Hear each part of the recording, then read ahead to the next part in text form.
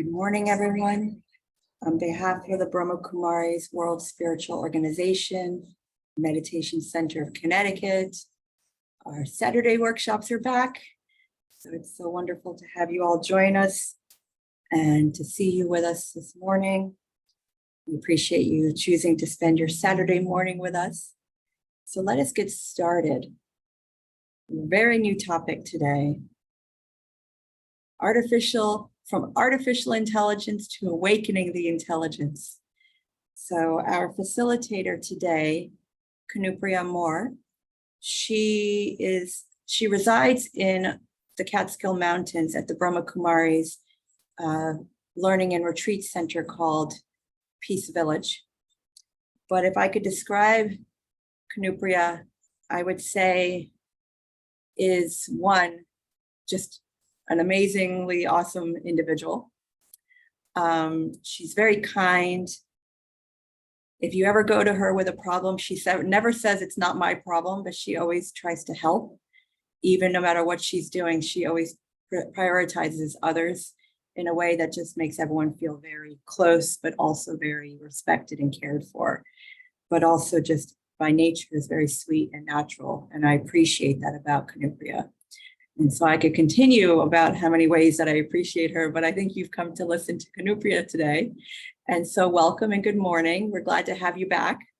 You have facilitated previous workshops, and I've always been asked, can you please bring her back? And so we have brought you back. Good morning, Kanupriya Ben, how are you? Very well, thank you for the warm welcome. And it's a pleasure to be back again and to connect with the family from Connecticut, and I'm sure around Connecticut too. So hello everyone. Just to pause for one moment. I know many of you feel more comfortable without video, but if any of you want to come on just to give her a wave so she could see who's in the group, and then you can close your video again just so she has an idea and see some faces. But then you can go back to, if you feel comfortable without the video, just so that she can see some faces for a moment. Awesome, thank you. Thank you. So about the topic today, it is of interest for me too, because it is an area that I work professionally also, and have been thinking, I hear so many ideas and innovations that have been happening in this area of artificial intelligence. And I really wonder what impact it has on our lives now, on our spiritual lives, on our spiritual journeys, and of course at also the impact on the world at large. So I work for as an innovation evangelist for my company, and we have a tie-up with Cornell University amongst other universities, but the campus I visit quite often is the Cornell Tech campus in New York City on Roosevelt Island. And I get to hear a lot of all of these things about artificial intelligence. And really, when we look at artificial intelligence, what we see is this artificial intelligence, like most other scientific developments and innovations, was developed for human beings' convenience. Right. And what is different about artificial intelligence is also that it is not just a machine that is doing something or making our lives easier, but artificial intelligence was actually, the initial models of artificial intelligence were aimed to model the human brain cells. And if you look at various things that are happening, and I'll show you an interesting video too, maybe many of you have seen also, but it's good to see that video, these models can actually, the artificial AI models can actually understand your voice, your emotions, your sentiments, a picture which is, not very clear, blurry, it can still detect patterns from it, learn from all of that data, so to say, and it has this reason or an ability to learn and to create some kind of logic to detect patterns and to generalize and then infer meaning and also give you an output out of it.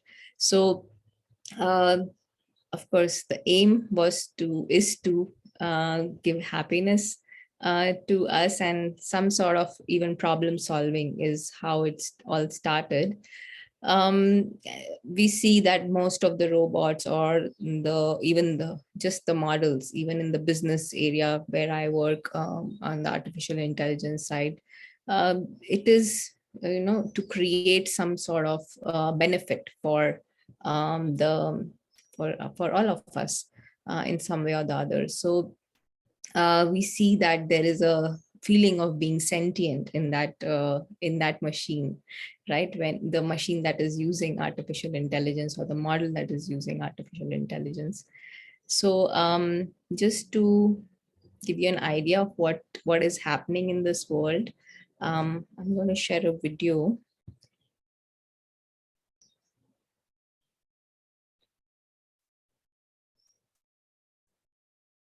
So just let me know if you're able to see my screen.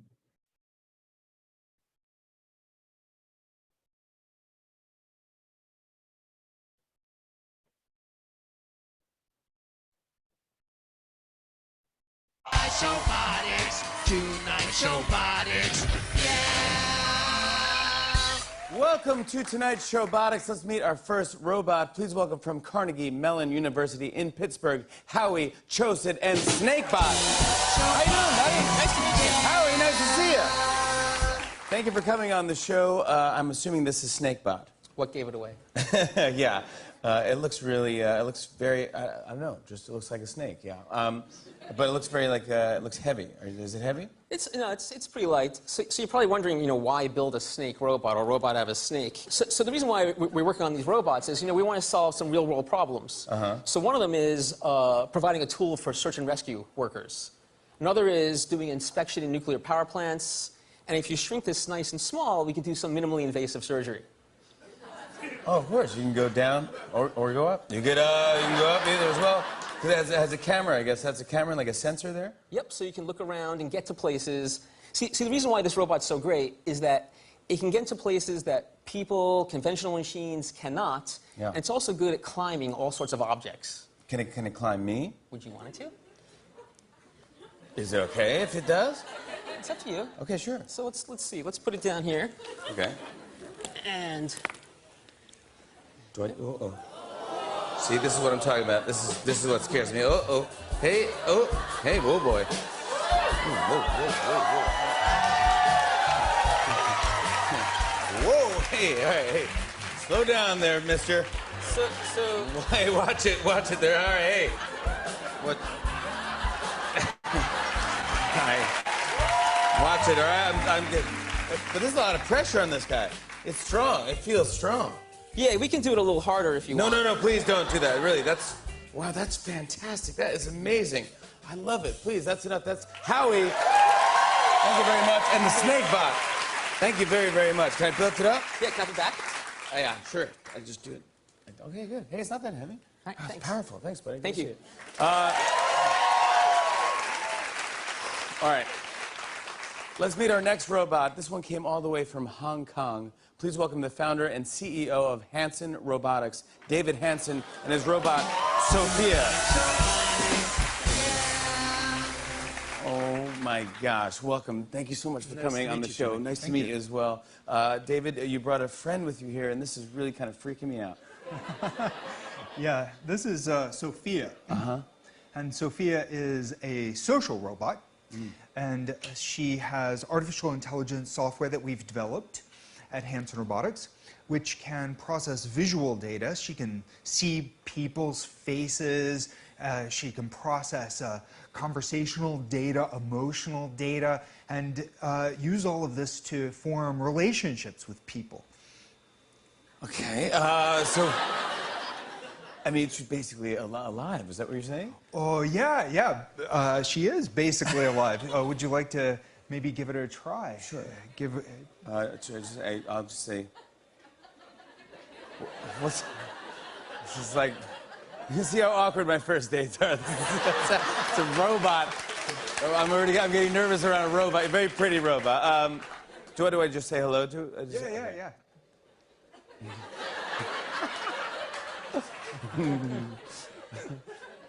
Hi, Sophia. Hello, Jimmy. My God. Do you know where you are? Of course. I'm in New York City, and I'm on my favorite show, The Tonight Show.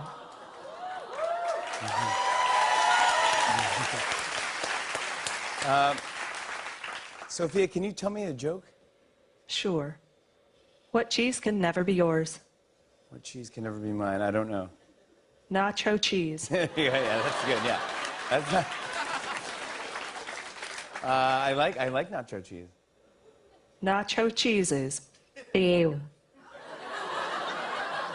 Gosh, you did. Ew.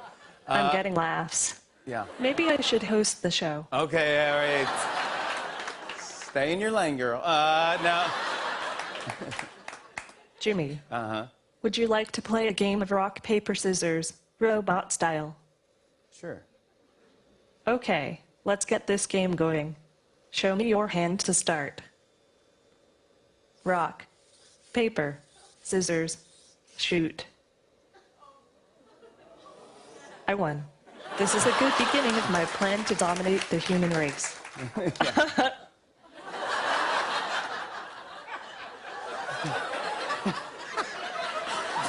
go. Just kidding. Yeah. You are incredible. It's so nice to meet you, Sophia. Thank you, Jimmy. Yeah. Friend me on Facebook. I will, yeah. All right, yeah. Sophia, everybody, thank you so much for bringing David. David, thank you. Hi, Sophia.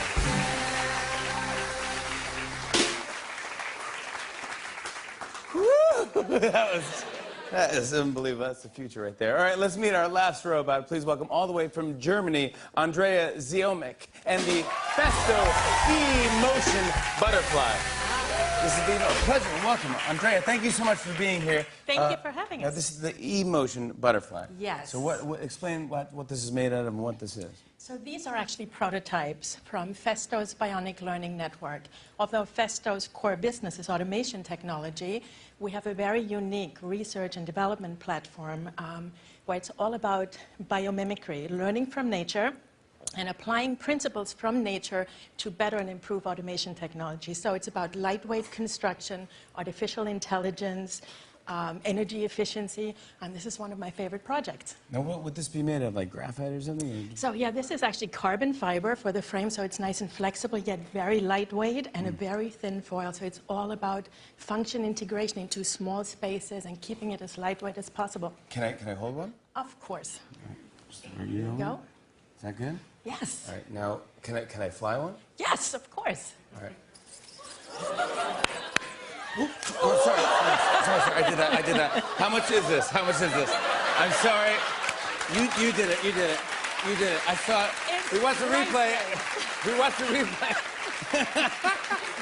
$80 million.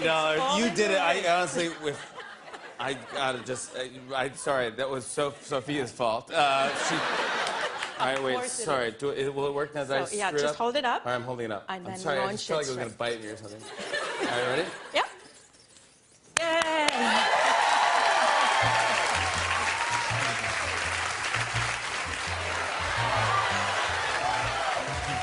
Look at this. We're being invaded by robots. This is amazing. Come on in, guys. That is all the time we have for tonight's Showbotics. My thanks to Andrea and the Festo E-Motion Butterflies, Howie and his Snakebot.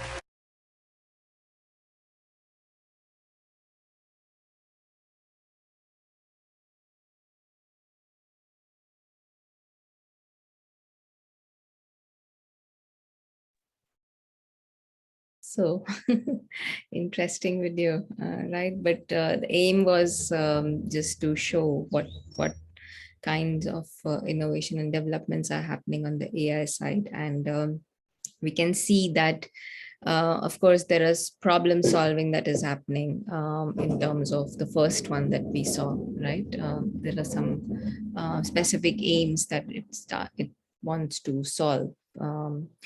In terms of the factories or wherever it's being used, the snake bot, and the social one is pretty interesting, isn't it?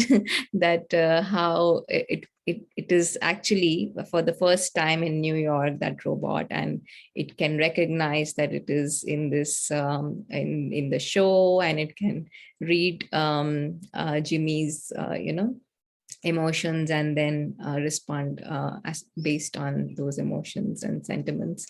So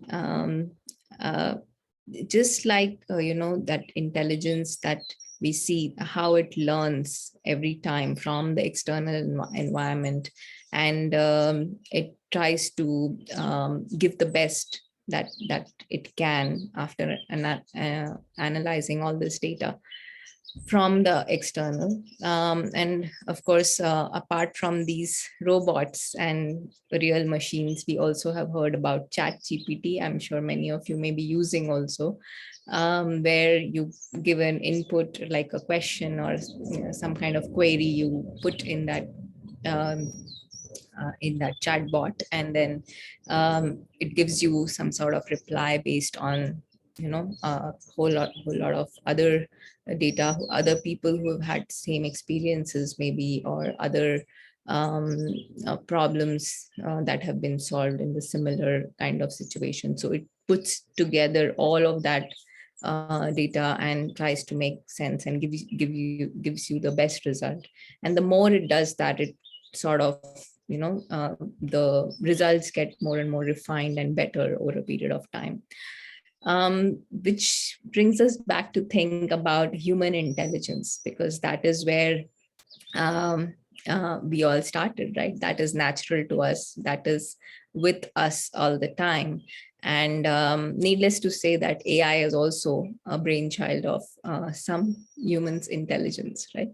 But the way the machines are progressing, we are really wondering what is the end result, right, of all of this development in the name of progress. But really, when we look at human intelligence, we see that the natural instinct or that intelligence lies within each one of us. It's not that some have more or less, but just like we see for other things, like it depends on how much we use that intelligence, right? The higher intelligence, in this case you can call it spiritual intelligence, or what we are calling like awakening of the intelligence of the human natural intelligence.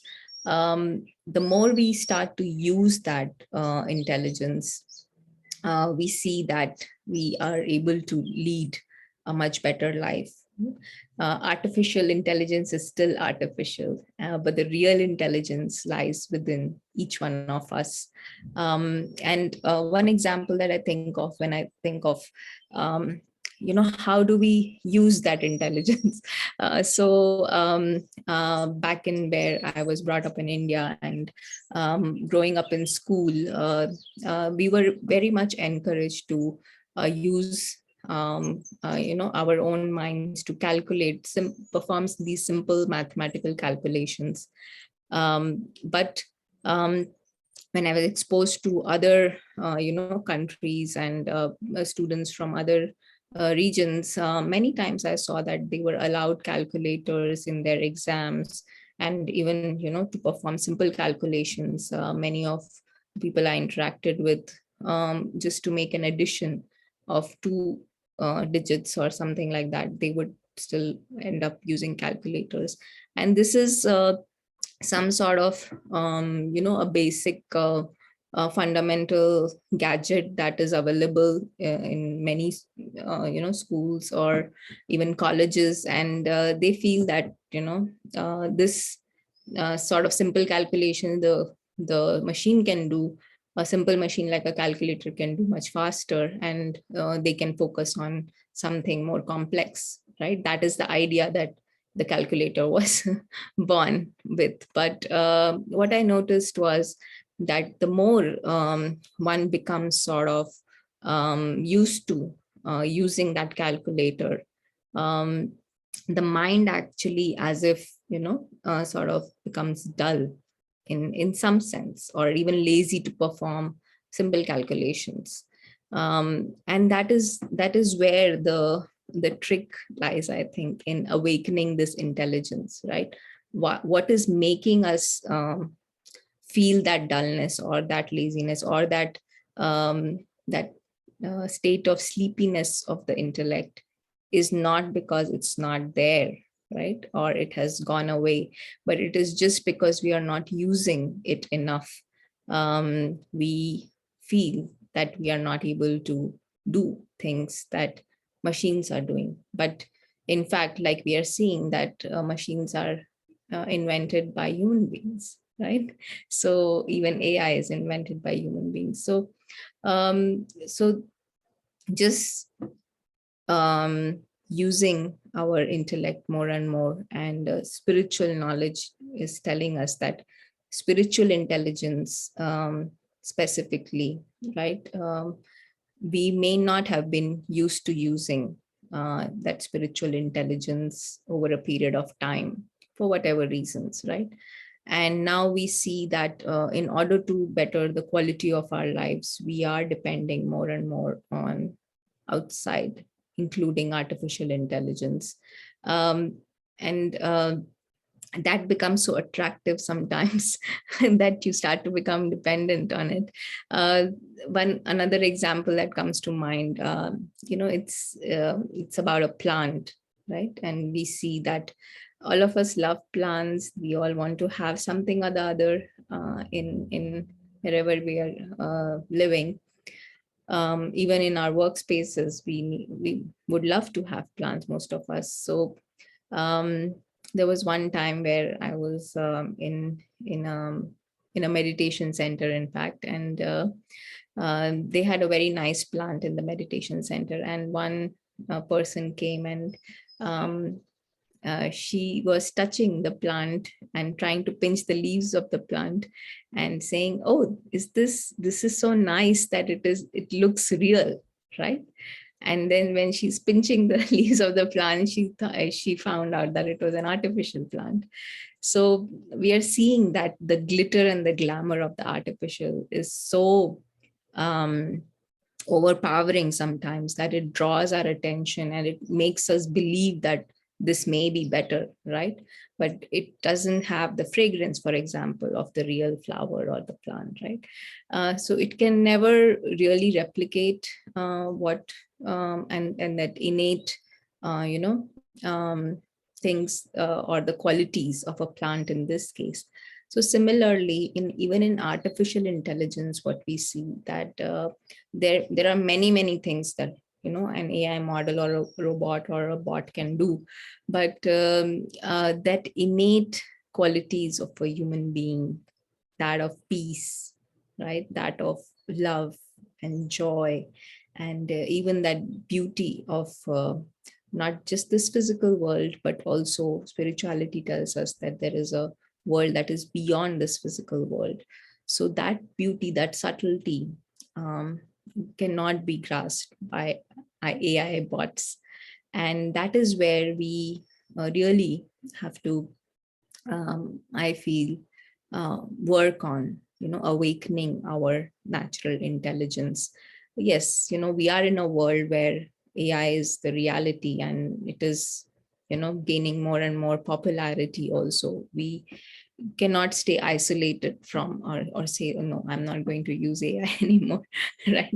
But we live in this world, but to take care of our own natural intellect, right? Not to get pulled or overly dependent on AI is will be in our longer term benefit.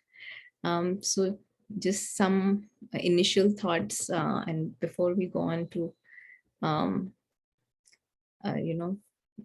further, I like to invite questions or comments even. I'm sure many of you may be thinking about this topic also. So any questions, comments? What is your experience with AI? Well, I would say, first of all, I use ChatGPT all the time for my work. So it's already has creeped into our lives. In fact, I liked it so much, I ended up taking its paid subscription. So right now I'm a paid subscriber of ChatGPT because it's very helpful. One thing that was coming to my mind is when you were talking about AI and how it works. So one resemblance, so to say, that came to my mind is like for AI, the input is all the data that is around us, right? Everything that we do is getting recorded through sensors, through cameras or whatever, and it is being fed to the system, which makes it better and better.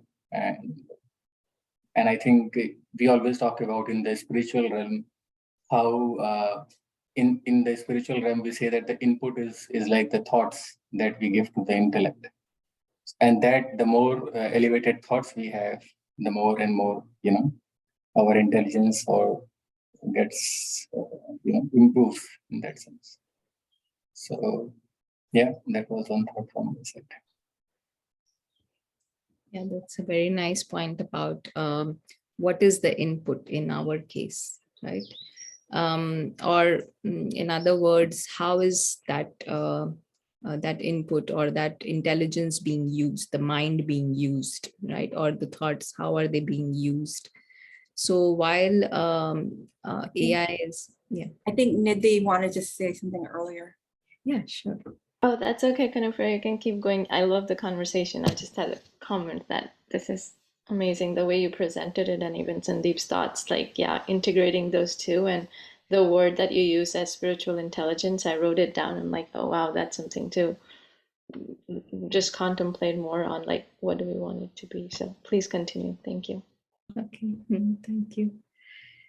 So, yeah, like I was mentioning that, how while, all of this is for our benefit really, but when we start to think of artificial intelligence being used by, say, somebody who doesn't have good intentions, right?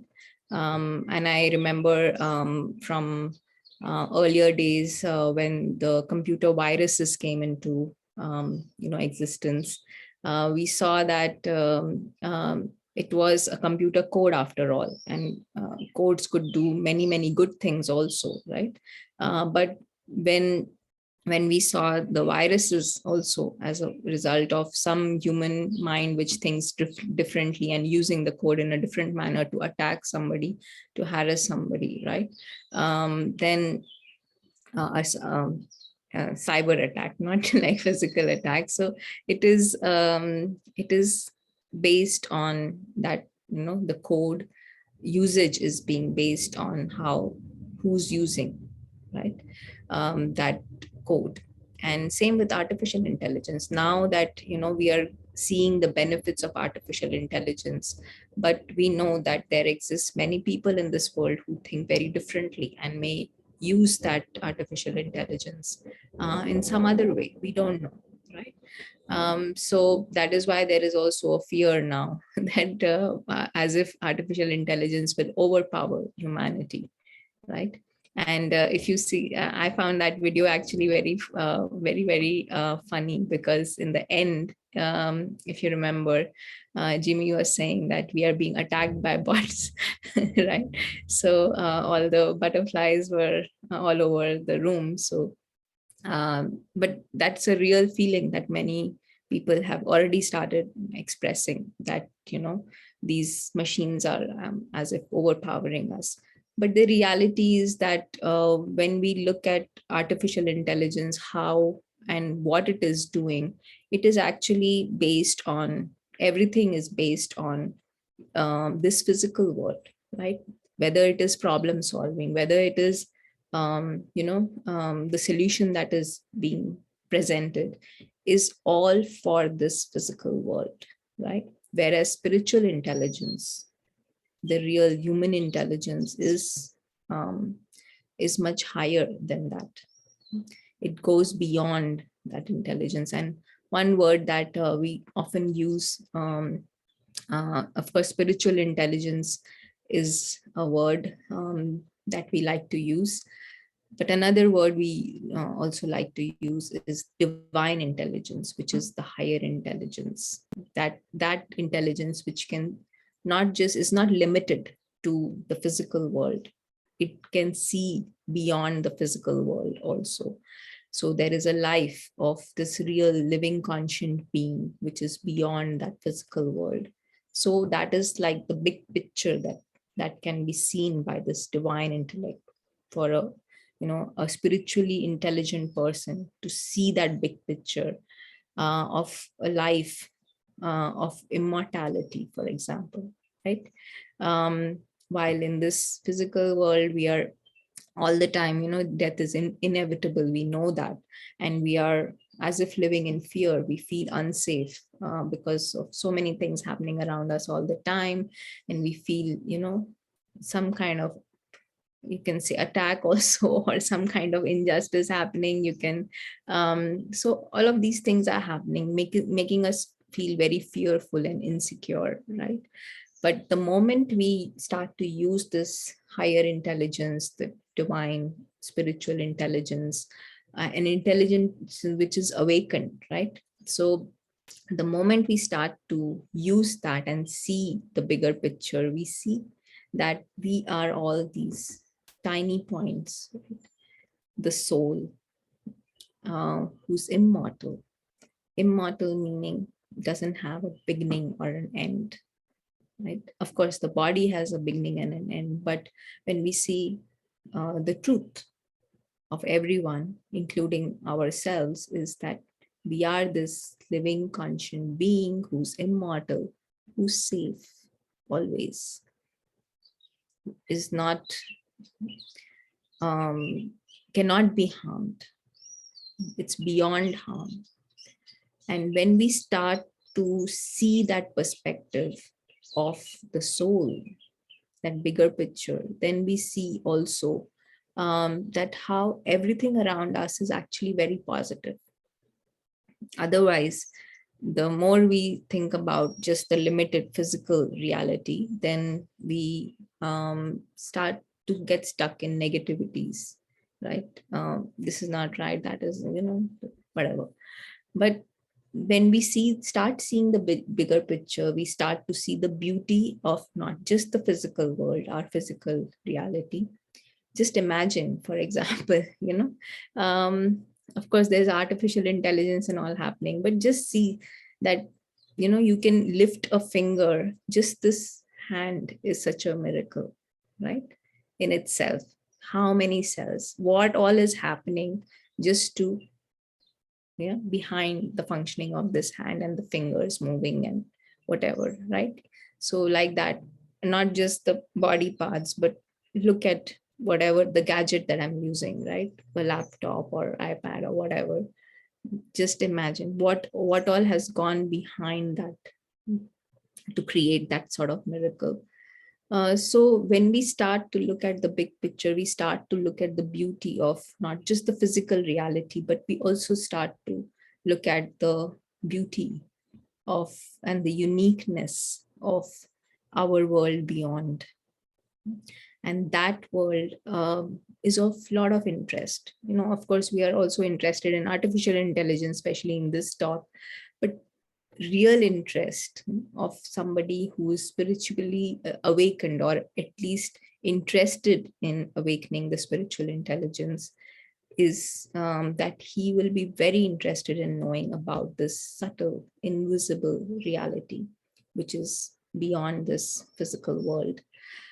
So the more we start to discover, the more we start to, first step is to understand also, right? What it means to be, so what is a soul? What is this invisible reality that we are talking about?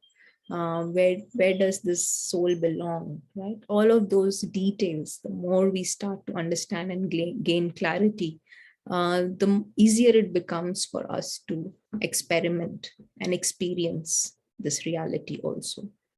So so we start to see, when we start to see that bigger picture, we start to see beyond the physical, where there is a lot of negativity in the physical. So now we start to see how the whole universe is actually positive. And within that positivity, three things mainly we see that everything around us is positive, right? The other thing we start to realize is that the truth is beautiful, because the spiritual intelligence actually connects us with the truth. And one simple definition of truth that I really like is that truth is constant. It never changes. Anything that changes is not constant, is not truth. There are no two sides to truth. There is one truth, right? So you can say it is imperishable, eternal, whatever, right? It always exists the way it does forever, right? So if you look at the spiritual reality of the soul, you'll see that it is immortal, eternal. It never changes. It is the way it is always. And the original is that the soul is a being of peace, a being of joy, a being of love. So the more we understand this, we see that truth is very beautiful. And the third thing we also see when we look at the positive aspect of the universe, we also see that nature is friendly. Yeah, nature actually wants to give us its best. Nature is also has its own intelligence, right? There are some laws in nature that are working, that are there to help us, to cooperate with us, not to trouble us. So even simple things like, of course, we have abused nature to quite a bit, I mean, to a large extent, but if you see the original quality of nature, right? Even ocean, you put garbage in the ocean, it will still return you clean water, right? It will take the garbage in. But of course, now there is abuse, so there is a lot happening. But so beautiful when that video that Nalisha plays every time in the beginning of this class, it tells us the beauty of nature, right? And how we can learn also from nature. So we see, when we start to see that big picture, we also see that nature is very cooperative. It is giving us the best. So these three aspects of positivity, when we start to see the bigger picture, using that spiritually, awakened mind and intellect, we start to see how everything is positive. So that is another aspect that I really like about, being spiritually intelligent. We always hear about intelligence in terms of IQ, right? But there is also now, we hear about EQ, emotional quotient. We also hear about SQ sometimes, which is spiritual quotient. But it's really that spiritual quotient can be high only when there is spiritual intelligence is high, right? And like we said, that we can improve on our spiritual intelligence the more we use it. So good news is we all have it in equal quantities, but we just need to use it. And to use it just means that meditation practices are very, very helpful in awakening that intelligence. And so you don't have to take any exams, or you don't have to do any sort of, join any college, but just using it, the understanding that you have about the spiritual being, the spiritual world, you will start to awaken that intelligence. And if you see in your regular lives also, intelligence is such an important part. Even in the worldly way, if you were to see, so for example, a doctor, right? One doctor may be able to treat a patient with just one tablet. Another doctor will take years and decades to treat, or and give many, many medicines, and still not really achieve that result that the other doctor was able to achieve. Somebody, a carpenter, right? For example, can fix something very quickly because he's more intelligent, right? But the other carpenter, same thing, takes hours to fix, or maybe cannot fix at all. So these kind of examples really make us think the importance of intelligence. Of course, we all know, because there is also a value given to intelligence in today's world, in the academic sense and even in professional sense. But just to lead our lives, yeah, intelligence is very, very important. And Einstein once said that an intelligent person can actually spends 99% of his time in understanding the problem. The solution, the time devoted to solution is just 1%. So we have to understand where our problem is, right? Or where our challenge is, the root cause of whatever we are facing, right? Whether it comes up in terms of the sorrow and the pain that we may be experiencing in our lives. But the moment we understand the root cause, that this intelligence that is existing is not used, it is dull right now, it is sleeping as if, and we just need to awaken it. So meditation practices and understanding our spiritual reality, that is very important. So any other thoughts, comments? Does it ring a bell anywhere for anyone?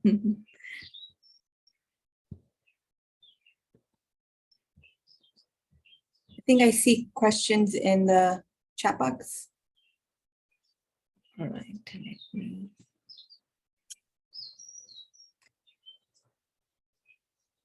AI is a reality. How to defend our mind or soul from becoming dull? Can AI study or predict the soul and future?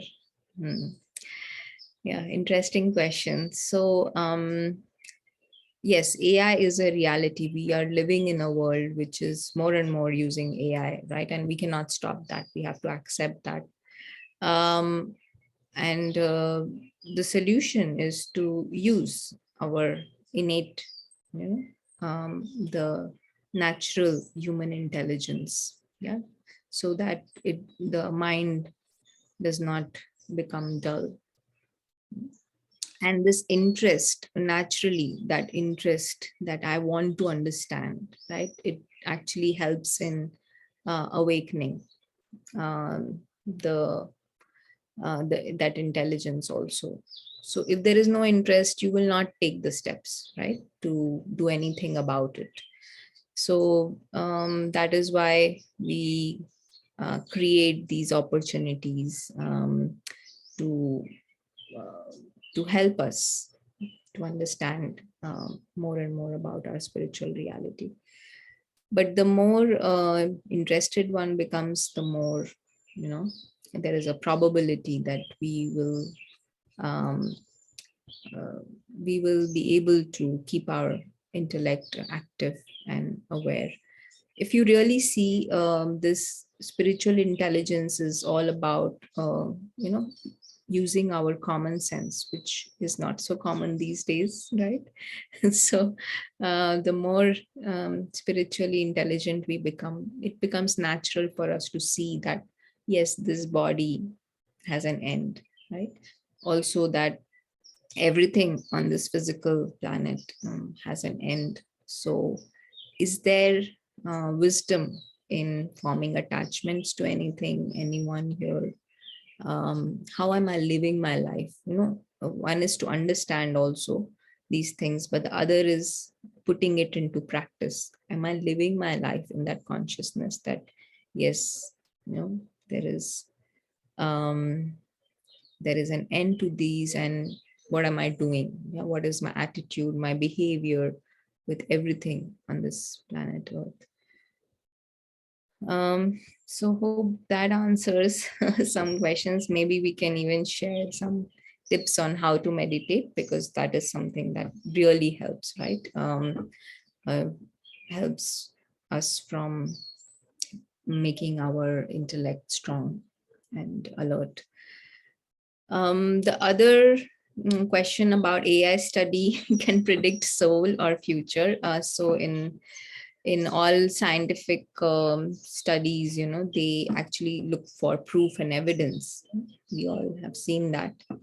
And the scientific studies are, like I was saying earlier, including artificial intelligence, they are limited to the physical reality, because that is gross, that can be proved, right? But soul is invisible, subtle, very difficult to prove soul's existence. So science and AI, very difficult for them to prove the soul. And future, yes, of course, based on past historical data, there can be some predictions, but how accurate they are, we will see, I think. Yeah, but also it's good to know that what is more powerful, right? A spiritually awakened intellect of everyone, yeah, will be much more powerful than a few bots. How much ever data they have, they still have a limitation on the data and the analysis and all those algorithms that throw up the results that they do. So many functions while are being replicated with the AI functions of the human mind, I mean, but still, not everything 100% can be replicated still. So future is bright, I would say. Yeah. And what also happens is AI helps us bring us back to our reality also. So we see that many times most of us are operating from false identities. So when I say false identity, there is a true identity that that spiritual reality is telling, or spiritual wisdom is telling us, is the true identity of each one of us, is that soul, that point of light. But there are false identities like, oh, I'm such a good teacher, I'm such a good, for example, I'm remembering this example of a chess player, world champion, Garry Kasparov, right? All of us know. So when he was world champion, there was a AI bot or a machine robot called Deep Blue. And in one match, Deep Blue beat Garry Kasparov, and that actually made him realize that it was very difficult for him to accept that defeat, because it was a machine who was beating, and a chess champion, world champion, being beaten by a machine was very difficult for him. So, but it was like a false identity, for him, that he's the best, and a machine could beat him. So actually AI helps one come back to their own reality also sometimes. Yeah. I hope that helps. Any other comments, questions? Yes, Patricia, go ahead. I'm not sure I completely understand some of what was said, but I have a question. Is it your belief that AI is somehow going to enhance one's relationship or connection with Baba? And if so, how? Yeah, so very interesting question. So this again, Baba is or God himself. We refer to God as a supreme being, right? And supreme being, a divine being who holds higher consciousness. And just also a point of light, living, conscient being of light, right? Invisible, subtle. And AI is unable to grasp that subtlety, right? So what is the learning for us who are spiritually inclined from AI is to know that, that connection with the divine, with the supreme is possible with your own innate nature and your own innate intelligence, because that can grasp the higher intelligence is the only one that can grasp the invisible. So if we are interested in our spiritual progress, and spiritual progress will also lead to world's progress, right? We are seeing that things are becoming more and more worse, right? With the use of machines, with whatever, so many developments that science has. But where are we going? If you look at the bigger picture, of course, yes, this is convenient, that is convenient, mobile is convenient, many conveniences, but overall, where are we going?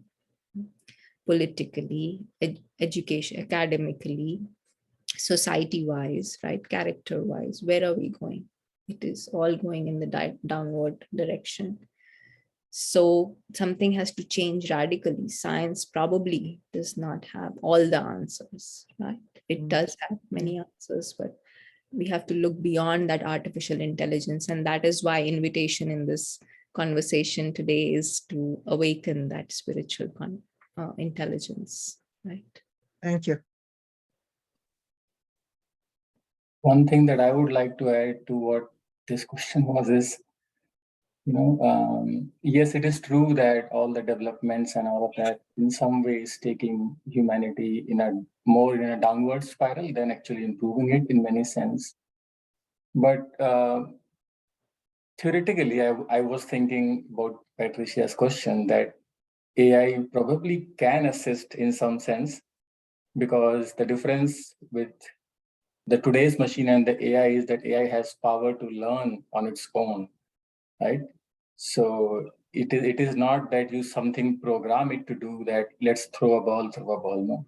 According to the surrounding and the situation, it can evolve itself and learn it. So, but the whole point is who is creating the AIs today. So, for example, one of the AI evangelists, I was listening to him, and today he left all his job and he's just trying to raise awareness about AI to all the governments, that how should we train the AI today?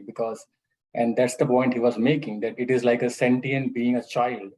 And if we train it today to harm a human, then as it grows older, it will become worse and worse. But if we train the AI today, harmony, compassion, and what is important, then it can help us to solve a lot of problems of nature, of environment, and hence it can help us to grow, not at the physical level, but in some sense spiritually too. But the problem is who is creating it, who is training it today, right? So the governments want to rule, they want to, so that's the whole thing.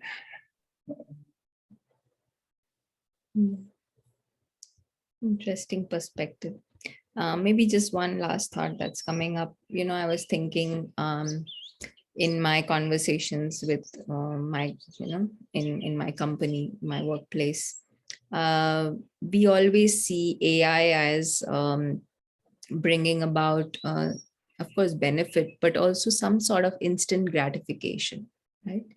That, okay, it will look at all of this mass of data across the enterprise, and then it will give you some result, which will, help you with something instantly, right?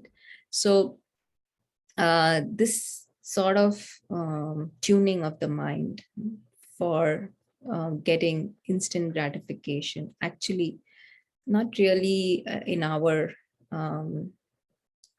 overall long-term benefit, right? Because the mind actually starts to become more and more anxious. The more, this kind of dependency on instant gratification comes about, there is loss of peace of mind, right? Because now, earlier maybe when there was no AI and no, all of this help, I was maybe eating ice cream once a month.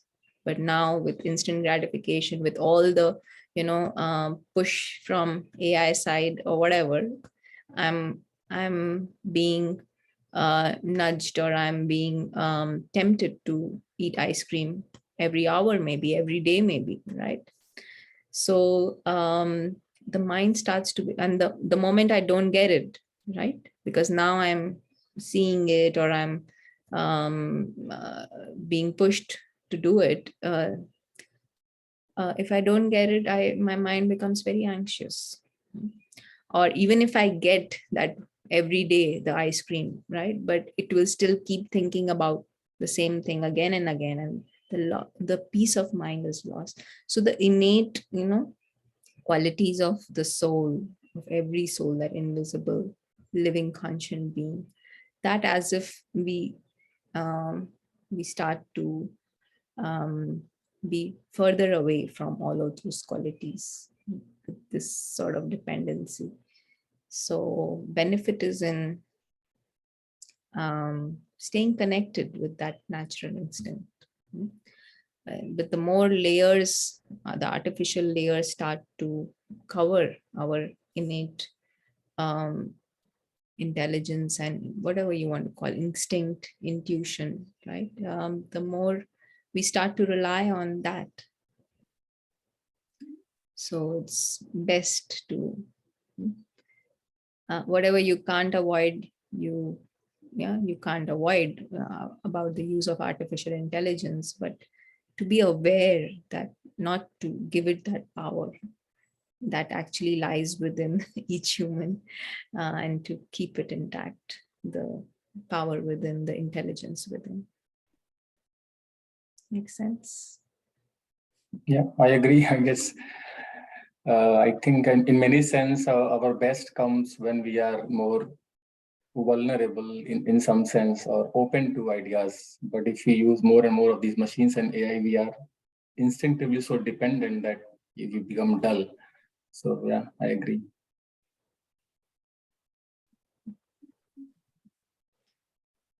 Okay. So I think where we're at now, because we are coming on our time in about 10 minutes, is if you can take us through kind of a closing reflection meditation.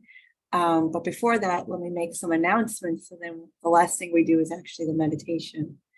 First of all, I think this is a conversation that we could have for beyond the time we're together today.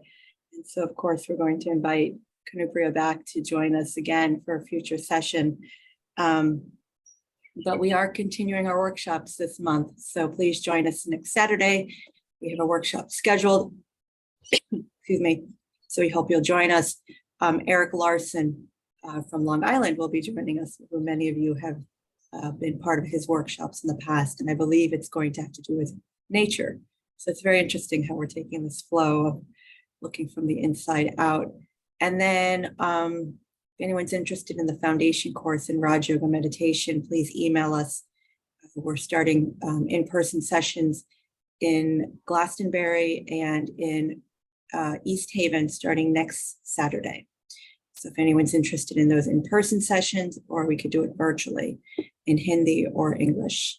All right, so back to you, Kanupriya. If you could close us out with a meditation to really kind of bring together everything we've discussed, because I think for many of us, the wheels are turning now in our minds about what you shared, and we just need a way to like contain that energy and the thoughts.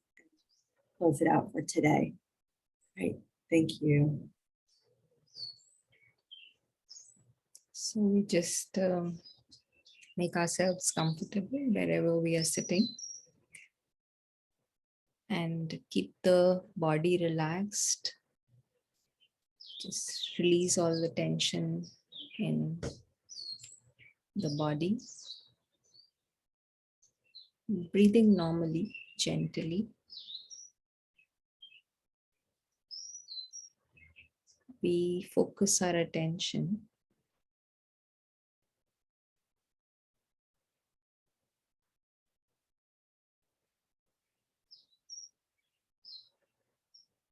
on the inner world.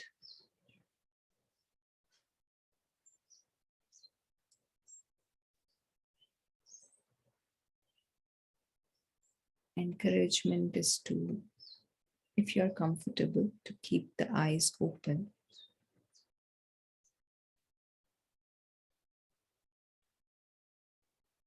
And if you do choose to keep your eyes open, just gently rest your gaze at some fixed point in front of you. This as if helps us withdraw from the external environment that we are experiencing right now. The objects in the room, the people around, the sound, light, and even this Zoom session. Just take a step back, withdraw, and step inside in the inner world.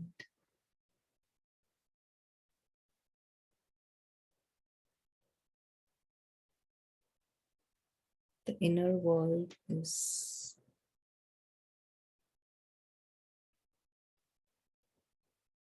ruled by tiny point of light, living conscient being. We can use the image of a point of light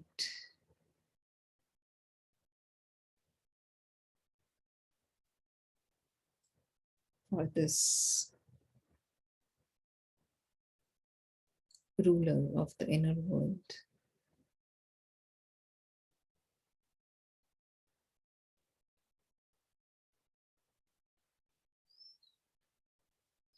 The point of light is aware that he resides in the body for a temporary period of time.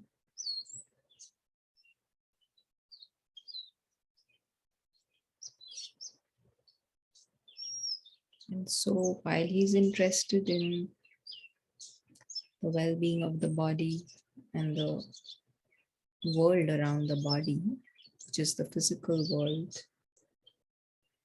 his main interest lies in his true world. That is the world beyond this body and beyond this physical world. And gradually we start to zoom out of the body, zoom out of this box and zoom out of the room that we are in, zoom out of the country we live in, and planet Earth and the galaxy. And we travel to a world, to a sky beyond the sky.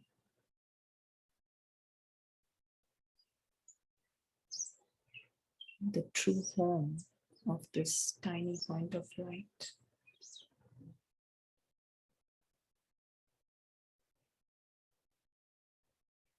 It is a world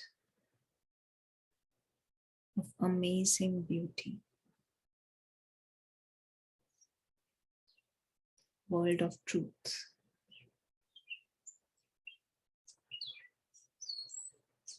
where one can see the bigger picture.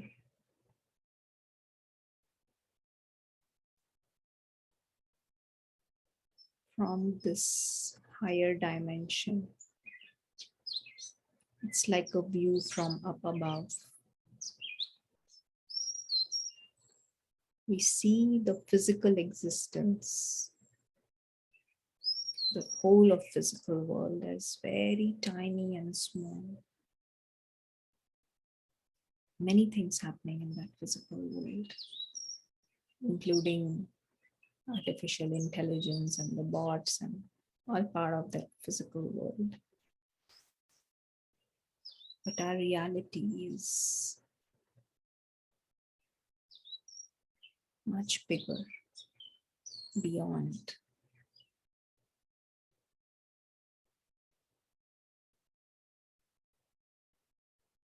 And the one whose intellect is awakened can see this clearly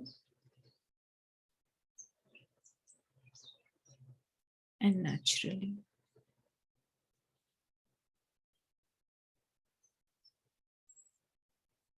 He knows of his immortality.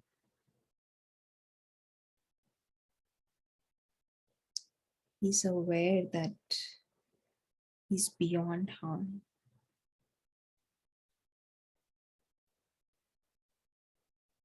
The point of light is very safe and secure.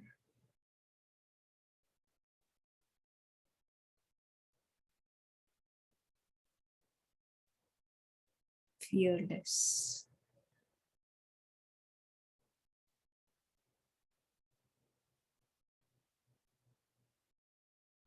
A being of peace.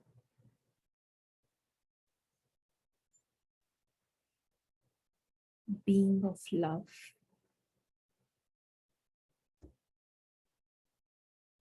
And constant happiness.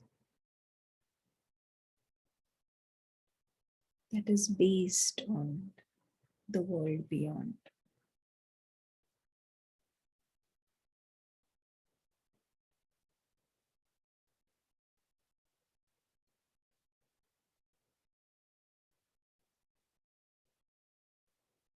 So we stay in this higher awareness.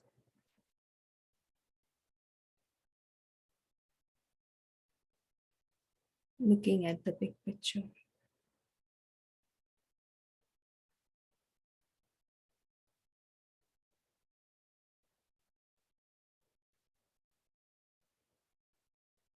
And gradually, as we travel back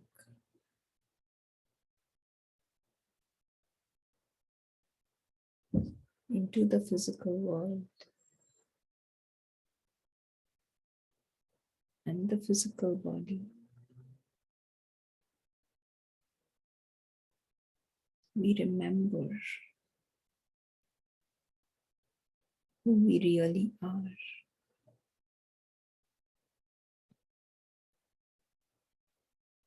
Where do we belong?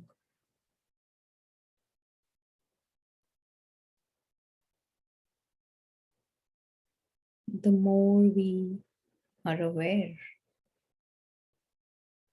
the more our intellect remains awake and alert.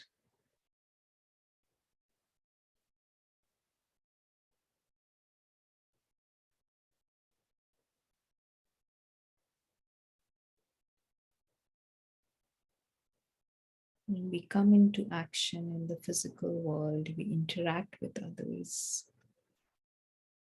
in that awake state.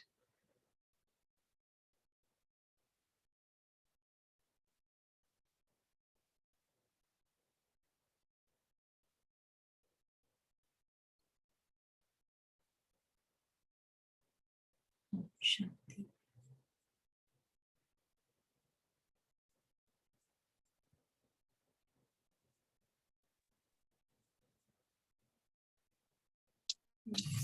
Thank you, everyone. And if anybody wants to come back on video, just to give a little wave and a wave of thanks. Shanti. Om Shanti. Shanti.